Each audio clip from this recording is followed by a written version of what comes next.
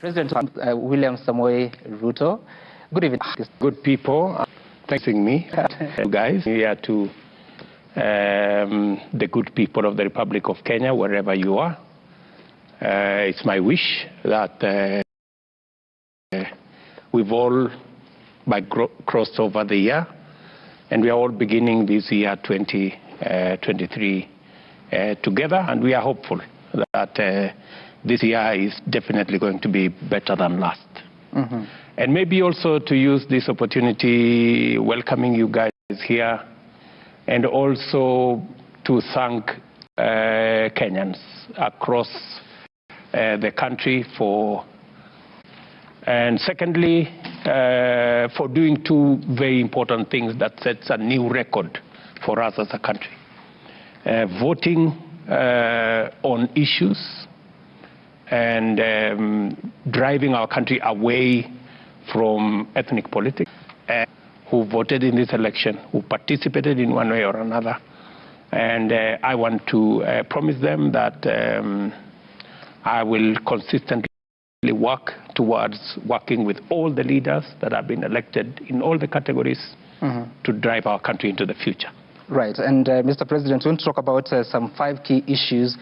First of all, the cost of living and the state of the economy. We'll also speak about education. We'll speak about governance and politics. We'll also speak about pre-election pledges. And also we'll speak about security, both locally and internationally. And we thank you for making time to have this conversation with us. Let's get started, because at this moment, we remember hearing you on the eve of the transition of the year between 2022 and 2023. And you spoke about a conversation the country will have in 3 months' time about the cost of electricity. We look at how much one has to pay. If you, for instance, you have a bill, you pay 4,000 shillings, and you get your units, about 152 units, you find that 30% is going to fuel energy charge. You also find that the token amount is only 47%, actually less than half the amount that you're paying. And also remember, recently there was a report, a task force by your predecessor that came out and saw that we're paying so much for the cost of energy, even if you have this conversation in 3 months' time. Cost of living, sum, is a sum total of many things. It's not just energy, right? It's a combination of, in fact, the biggest contributor to the cost of living is the cost of food. Many households spend up to 52% of their monthly income on food. Therefore, if we seriously want to attack the cost of living jigsaw, we must deal with the cost of food. And it is the reason why cost of living was a big part of the conversation Kenyans had in this election. And all of us made commitments in many ways. I did. And it's the reason why, when I came into office, the very first thing, among the very first things I did, is to begin the journey to bring back the country to the trajectory of food production. I ordered immediately that we supply 1.5 million bags of fertilizer for the farmers in the short range category. I have progressed that. We now have the first 200,000 metric tons of fertilizer already landed in the country. We intend, as we have done, we've reduced the cost from about 6,000 to 3,500. EC, NYS, prisons, to make sure that we use them to produce farm inputs, including seeds, and making sure that we are self-sufficient.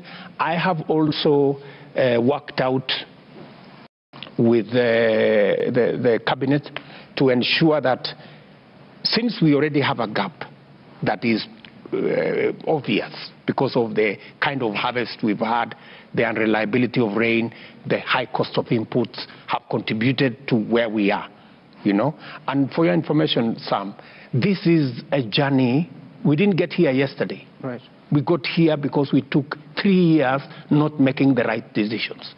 We suspended the fertilizer subsidy program. We never intervened when farmers were asking for succeed, we will ensure that they have the correct support. We are now working on mechanization.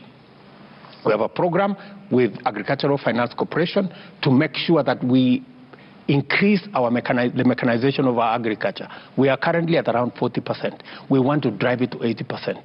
These are some of the interventions that fell through when we didn't get our trajectory right.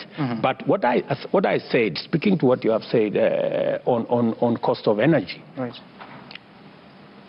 there was an attempt, which was not well thought out, to try and introduce subsidies in that space, which failed miserably because we were spending 3 billion shillings every year to subsidize energy.